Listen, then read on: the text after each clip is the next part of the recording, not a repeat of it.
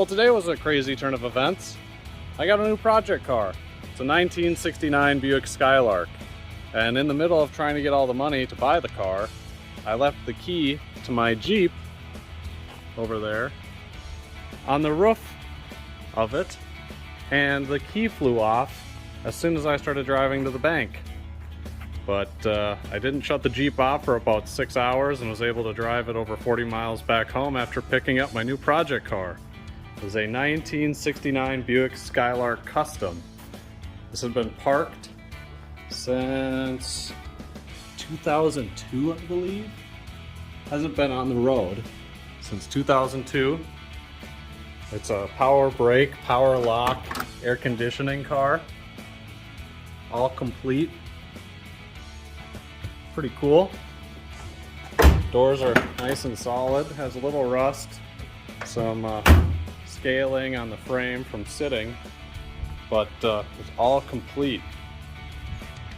Here you can see all the body lines on the car. Other than a dent in the door that we're going to eventually pop out. I got a Buick 350 in it.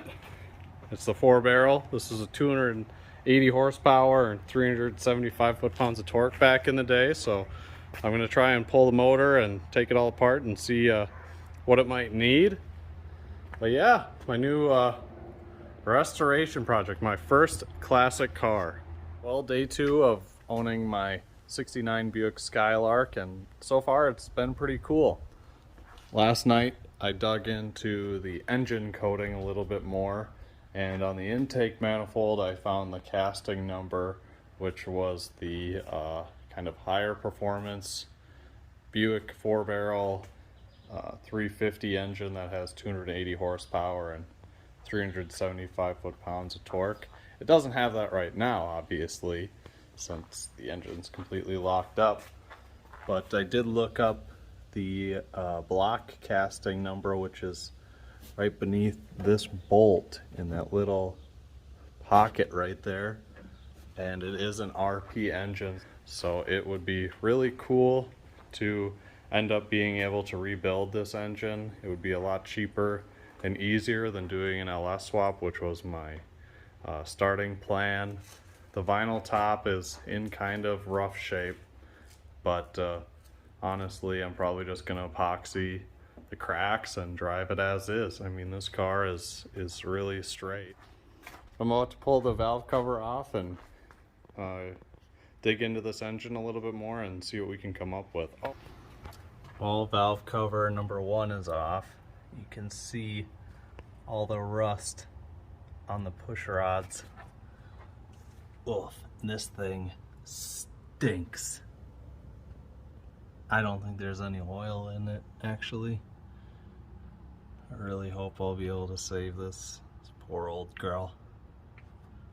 All the crap that fell on it pulling the valve cover off. Look at this valve cover.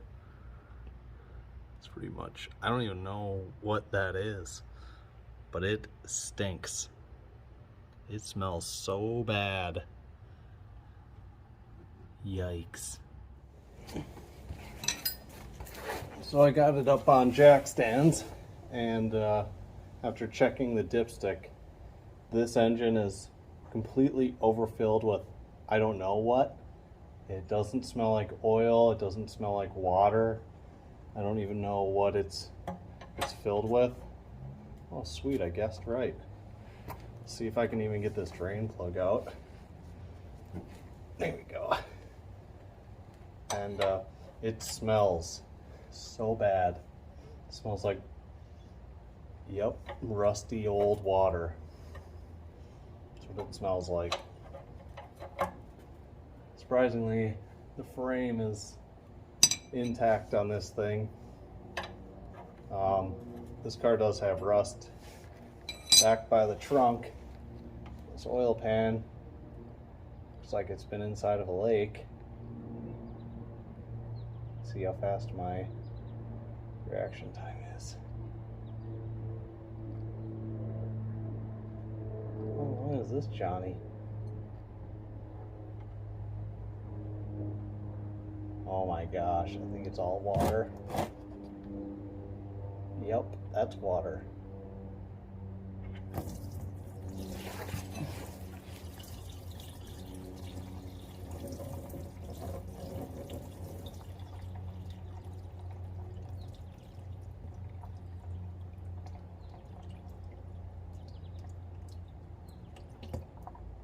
Gross. Whatever it was that drained out of this engine drained out for nearly 5 minutes. This was the most insane thing I've ever seen come out of an engine. Gross. It's like globs.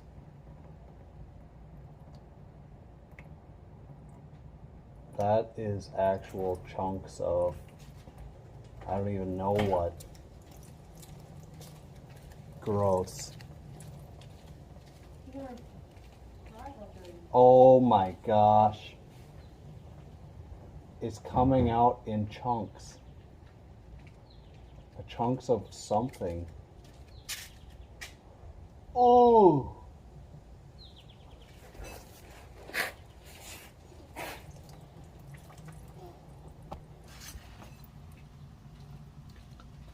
Look at that. That is insane. What is that?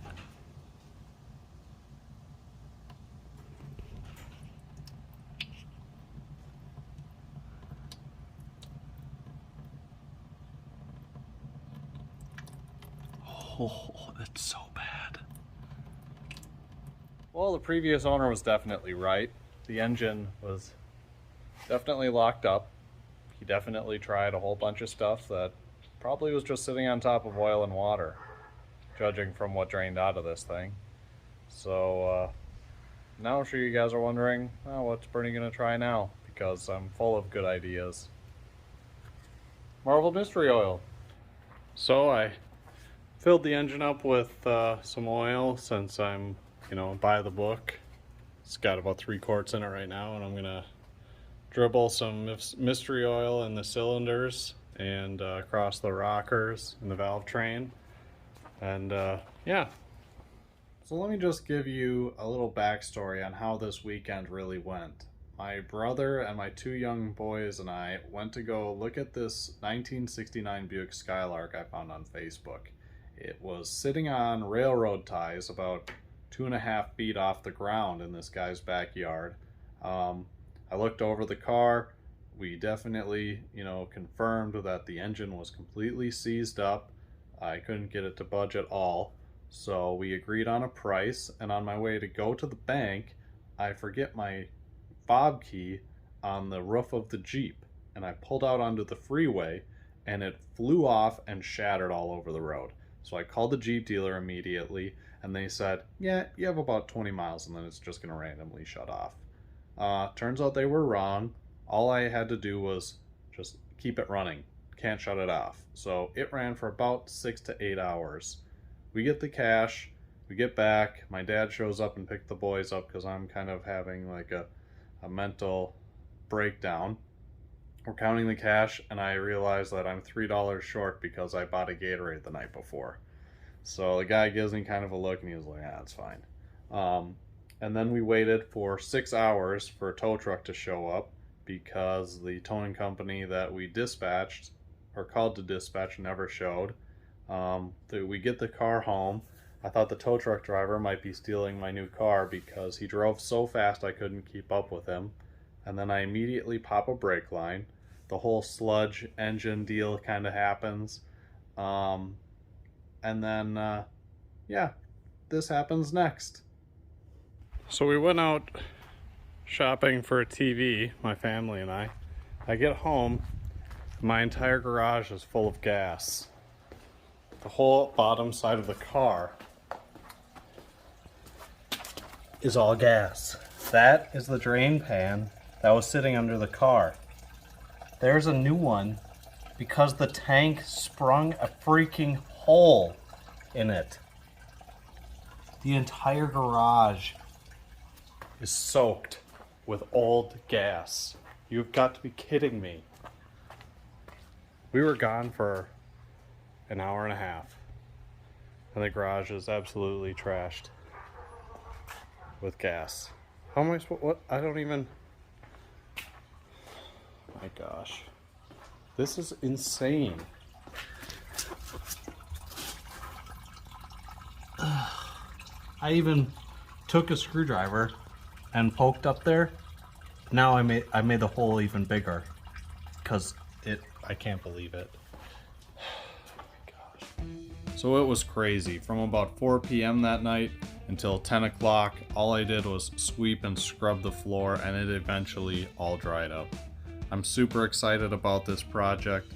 Please like and subscribe this video and follow me on Instagram. And remember, find them, fix them, and drive them.